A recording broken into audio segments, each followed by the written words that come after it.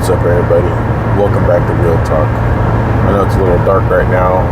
I'm headed into San Francisco, and I'm crossing over the Bay Bridge. I don't really want to drive with my light on, my overhead lamp. Long story short, right now it's 4:51 on a Friday, June 5th. I went to SF State on Tuesday night, Wednesday night. I came back last night, Thursday. I just missed my family, so I came home, and then I don't know what happened. Like, we went for a walk when I got home, and then I fell asleep for like 3 minutes, and then I woke up. Like, I was actually asleep for probably like 3 minutes, 3 to 5 minutes, like very little. And then when I woke up, I had all this energy, like a burst of energy. And that happened around like maybe 9 o'clock. And I've been up since. I haven't been able to go back to sleep. And then around probably like 11 o'clock, my heart was beating like super fast. So I feel like it was like a second burst of energy, cortisol. I don't know. Like, usually that's how it is for me. When I take a nap, I feel well rested. So I tend to like take naps when I'm out camping at school. And the thing is, what threw me off was like I was barely asleep. And then I've been up all night, which kind of sucks because I have a busy day tomorrow. And then there's a couple of things, like, so I'm going to a conference in November, but you have to submit an abstract to present. An abstract is like a summary of your work, and you need to submit like a legit edited abstract.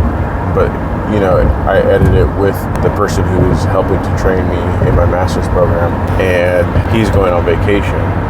So I was like, I need to get this done soon. And then it's my daughter's birthday on the 8th, which is Sunday. So I have the abstract, I have that. So the abstract, I need to do it by Sunday because that's when he's leaving. But then Sunday is also my daughter's birthday. And then Friday is like my busy day. I was planning on sleeping and then coming in the morning. But then I was like, man, if I fall asleep out there, I'm going to be up all night. Or I'm going to be asleep until like 10, and then I won't get out there till 11. That normally would be fine, but I changed my scooping days for Scooby-Doo to Fridays. So I just got another customer, so then that's like a pretty busy day because it's like 5 or 6 customers all in one day. That's the most I think I've ever done in a day, and it's pretty cool. So bringing in almost like, it's probably like 650, almost 700 bucks, I think, around that. Which is like that, plus my stipend's almost $3,000, because my stipend's $2,000, plus that. I just need a few more customers. I'll make another video about what I'm planning on doing to acquire more customers, but in the meantime, let me just stay focused on this video. Long story short, that was the plan, to come back in the morning, but I ended up not being able to sleep, so I was like, screw it, I'm just gonna come out. And another thing popped up later in the day. I was on LinkedIn looking at jobs, and I found a job that I'm like well qualified for. I have the skills necessary to like be able to pick up, to be able to start doing the job. So I was like, man, because what happens is if you wait even a couple of days, LinkedIn will say over 100 people have applied, and you're like, man, I don't know if I'm just gonna get screened out at this point. If they already got 100 applications, and so when I checked, there's only 18 applications, so I kind of wanted to be like an early applicant. I don't know if that really matters, but I haven't gotten anywhere with any of the applications. I probably sent over like, I'll say 20 to 30 applications targeted, so actually putting in effort to these jobs that I'm actually qualified for. I'm not applying to like random things that I don't even qualify for. So these are all like things that these are internships or jobs. Because some of these biotech internships, you can make like $20,000 in 3 months, depending on which company you get hired into. So what I did was tonight, so from like 11 to like 3, I was working on my application for that job. So I did a cover letter and a resume, and then I applied on the portal. But I didn't realize, you don't know until you actually go into the portal, you don't actually need a cover letter. So I was like, dang, I probably wasted like an hour doing that. Probably like more than an hour, probably like an hour and a half doing that. And then I updated my resume, tailored it to that job, and submitted my application. And so that was like another thing. I was like, man, if I don't do this today, and I already know I'm not going to sleep, I'm not going to have the energy to do it tomorrow, because tomorrow I'm going to be busy physically with Scooby-Doo.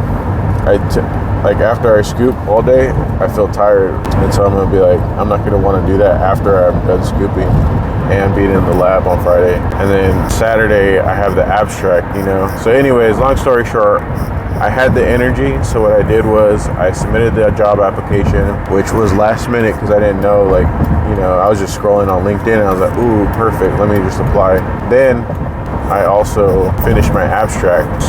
So overall, I'm pretty good in terms of like my obligations. So all I need to do is go into lab. I'll do this. I'm gonna take a nap when I get in. So it's 4:58 right now. Hopefully I could fall asleep when I get in. So it's about 5 o'clock. Hopefully once I park, I could fall asleep, and hopefully I can sleep for like 5 hours at least. That'll give me till like 10 o'clock, and then I'll be in the lab till 12, and then I'll start scooping, and I'll probably be done scooping probably around like 5. And yeah, that's kind of like the goal or my plan today. It's just and then it'll be my weekend, and then I have my daughter's birthday. She's not having a party. We're going to like one of those trampoline places. But yeah, that's kind of like the plan. I'm starting to get tired, which is like actually what I wanted, because I was like wide awake. But I'm glad I used that time. Usually I wouldn't use that time to do something productive, but I was like, I need to, like, I feel like that job is like, any job that I qualify for is like do or die, because it can change like my life, to be honest. Like the way things are going, man, a job would significantly improve my financial stability. Like it would just like, if I got a job right now at the same salary that I was when I was at Genentech, I'd be good for the rest of my life. Not like, I would just be set up for like, because I have all of my, like I have a big amount of cash reserves for my severance and my savings and selling stocks, that if I got a job on top of that, I would be doing lovely. But right now I'm almost at the point where I'm going to be starting to dip into my savings more than I want to be living, and there's nothing really wrong with that. Like this was actually a part of the plan. Like my dumbass, I'm getting off topic, but there was actually, when I got laid off, what you could do, they give you a layoff notice, so then you have 2 months to be within their system. So if you find another job within 2 months, you could still, it's a lot I didn't realize this it's like hindsight looking back. I didn't realize how hard it is to break back into industry. I was like, yeah, like I should be able to do this. But you know, my dream is to teach at the community college, and I was like, I'm gonna use this time to like do something that I want to do, you know. And so there's actually a position while I was still employed that opened up, and I was qualified for, and I reached out to the hiring manager, and she was gonna give me an interview, and my dumbass turned that job interview potential. I'm pretty sure I could have got it, and I turned it down. I said, like, to pursue my master's to teach at the community college. And now I'm in a situation where I realize like that route is like not realistic, or it's not like, it doesn't provide stability for me and my family, because doing that, you don't get doing part-time community college teaching until you get enough experience to get full-time. You're not getting any benefits, and you're piecing together multiple jobs across districts. So you have to do what I'm doing now, which is commuting anyways. And you have to do that for years. Some people get stuck doing that for their whole life, but I would be doing it for like, most likely, like at minimum like 5 years. And so that's when I started considering high school teaching, which is like still something I'm considering, because you can make like, you start off at 70. That's why I'm finishing my master's, because you could start off at like 75K. You can start off in California at 70K with a master's degree. So if I just went with my bachelor's, I'd start at 65K. So 70K is a lot more better in my opinion. But I was making double that at Genentech with my bonus. So what I was thinking about doing was doing full-time high school teaching, and then 1 semester in the spring and 1 in the fall, teaching a biology class. That's probably like $5,000 to $6,000 per class. So then that would bring me to about $80,000 a year. Yeah, I'd be at 80K doing the part-time community college teaching, full-time high school teaching, which is something I still might potentially do if I can't get a job in biotech. But this whole time I've been looking at roles for biotech, haven't been able to strike out, or haven't been able to struck gold, I guess you'd say, in that situation. I haven't been able to hit anything. Haven't even got an email response back. So I didn't really, like, looking back, I'm like, damn, I should have took that job while I was still there.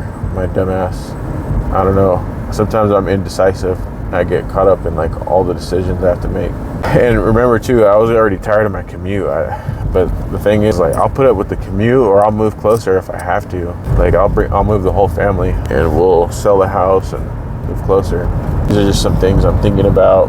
But yeah, that's kind of the situation I'm in right now. But if I got an offer for a biotech role, anything that's over 100K, I would take it. and I'll just let the person whose lab I'm in, I'll just let them know like I got a job. And the master's is pretty flexible. You could like extend it and finish over a longer period of time. I'd be less productive. Like I'd probably be focusing on my classes first, and then like a little bit of research here and there. They'd probably be willing to like work with me on that situation. Someone just sprayed silly string or something like that. It was probably from a graduation. Long story short, I'm getting off topic. I'm going into lab right now. I have a big day of scooping. The whole thing, my whole point of making this video is just to say I was up all night and I was being productive because I applied to that job. Hopefully, fingers crossed, I get an interview. I feel like if they let me talk, I could, get my foot in the door. I just need the opportunity to be able to speak. And also mentioning like how like I had the abstract as well. And then tomorrow, which is today, trying to get like at least 5 hours of sleep and then do what I have to do in the lab and then start scooping. And I'll make a video in the future of what I'm planning to do to increase the sales, or trying to figure out what I could do to increase my sales.